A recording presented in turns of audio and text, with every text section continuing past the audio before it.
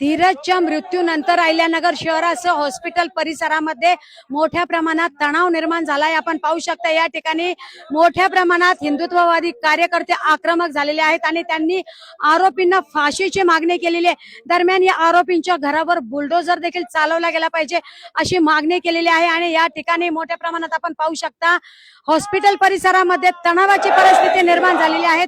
जय श्रीरामचा नारा देत हिंदुत्ववादी संघटना आक्रमक झालेली आहे आणि त्यांनी रस्त्यावरच ठिय्या दिलेला आहे आणि जोपर्यंत कारवाई होत नाही, आरोपी अटक होत नाही, तोपर्यंत हा ठिय्या इथून हटणार नाही असा आक्रमक पवित्रा देखील या कार्यकर्त्यांनी घेतलेला आहे। आपण पाहू शकता या ठिकाणी मोठ्या प्रमाणात हिंदुत्ववादी कार्यकर्ते एकत्र झालेले आहेत।